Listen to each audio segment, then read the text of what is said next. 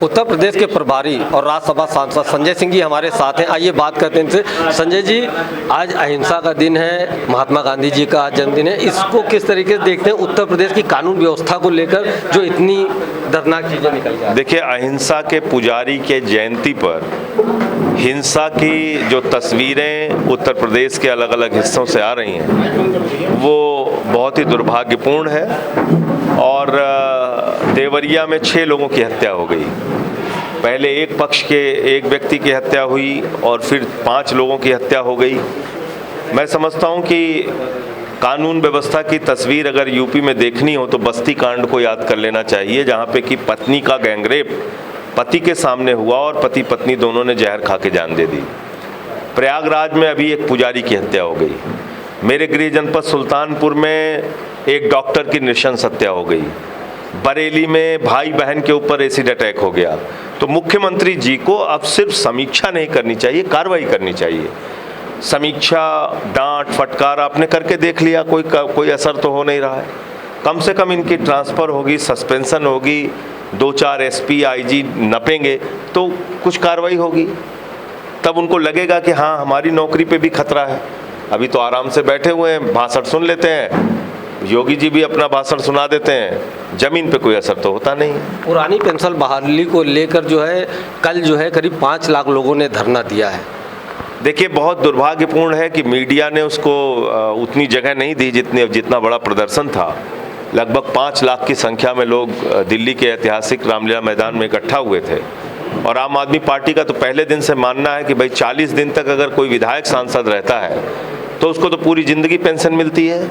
40 साल कोई कर्मचारी रहता है तो उसको पेंशन आपने ख़त्म कर दिया। ओल्ड पेंशन स्कीम बहाल होनी ही चाहिए। और केजरीवाल जी का नारा है, जहां हमारा शासन वहां पुरानी पेंशन।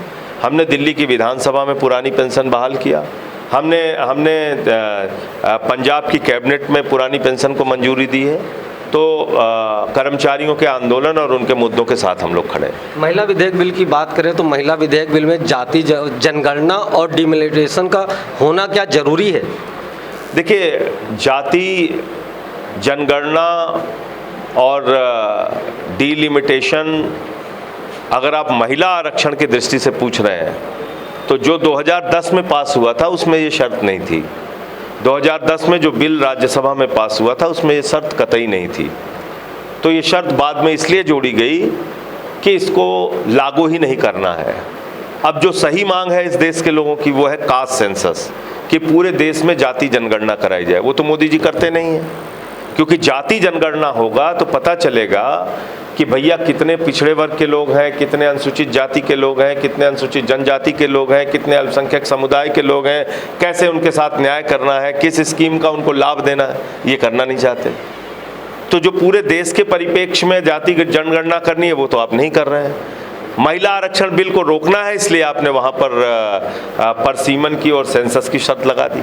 तो ये महिला आरक्षण बिल को रोकने के लिए किया गया है। मध्य प्रदेश चुनाव की बात करें तो जो है वहाँ पे 3 केंद्रीय मंत्री और 4 सांसदों को उतारा गया। इसको किस मध्य प्रदेश में बीजेपी के नेता पूजा पाठ कर रहे हैं कि हमको बीजेपी का टिकट ना मिले।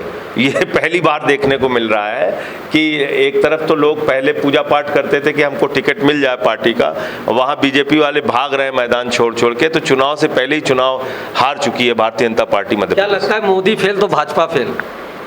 मोदी भी फेल है, भाजपा भी फेल है, दोनों फेल है। सभी पत्रकार बंधुओं को नमस्कार। आज राष्ट्रपिता महात्मा गांधी की जयंती है, स्वर्गीय लाल बहादुर शास्त्री जी की जयंती है। और बापू का नाम पूरी दुनिया में, न सिर्फ हिंदुस्तान बल्कि पूरी दुनिया में अहिंसा के नाम से जाना जाता है, प्रेम के नाम से जाना जाता है, भाईचारे के नाम से जाना जाता है। और आज के दिन हम लोगों को क्या खबरें सुनने को मिल रही हैं कि देवरिया के अंदर 6 लोगों की नृशंस हत्या हो गई। एक परिवार के 5 लोगों की और दूसरे पक्ष के एक व्यक्ति। इसके पहले क्या घटना सुनने को मिली? बस्ती के अंदर पत्नी का गैंगरेप पति के सामने किया गया। पति पत्नी दोनों ने जहर खा के जान दे दिया। उसके पहले क्या घटना सुनने को मिली? हमारे गृह जनपद सुल्तानपुर में एक डॉक्टर की नृशंस हत्या कर दी गई, ड्रिल करके उसको मारा गया। बरेली के अंदर भाई बहन के ऊपर एसिड अटैक हो गया। अभी आ रहा था तो पता चला एक पुजारी की हत्या हो गई इलाहाबाद प्रयागराज के अंदर। ये हो क्या रहा है उत्तर प्रदेश के अंदर? मुख्यमंत्री योगी आदित्यनाथ जी का सबसे बड़ा दावा कानून व्यवस्था को ठीक करने को लेकर है, और इस प्रकार की प्रतिदिन हो रही घटनाएं कहीं ना कहीं ये बताने के लिए काफी है कि उत्तर प्रदेश में कानून व्यवस्था पूरी तरीके से जर्जर हो चुकी है, खराब हो चुकी है, बदहाल हो चुकी है। और मुख्यमंत्री जी ने अभी समीक्षा बैठक भी की थी। अब समीक्षा बैठक के अलावा कार्रवाई करने की जरूरत है। और यहां तो वैसे भी डबल इंजन की सरकार है। देश में मोदी जी की सरकार, उत्तर प्रदेश में योगी जी की सरकार।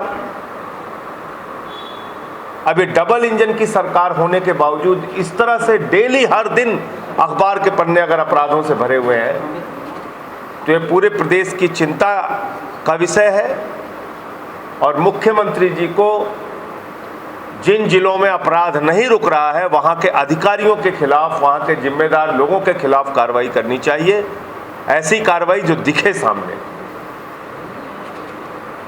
सिर्फ निर्देश देने से काम नहीं चलेगा। अगर उनके खिलाफ कोई कार्रवाई नहीं होगी, अभी संभल में हम लोगों ने पढ़ा कि एक महिला दरोगा के साथ पुलिस वालों ने ही छेड़खानी कर दी। ये हो रहा है। तो ये घटना बहुत ही दुर्भाग्यपूर्ण है और देवरिया में मारे गए लोगों के परिवार को कैसे राहत दी जा सकती है, कैसे न्याय दिया जा सकता है, इसके लिए मुख्यमंत्री को कदम उठाना चाहिए। सांसद संजय सिंह जी, इन्होंने बताया कि अगर मोदी फेल तो भाजपा फेल। कैमरामैन सत्यनारायण के साथ मैं संजय जायसवाल, 4 PM न्यूज़, लखनऊ।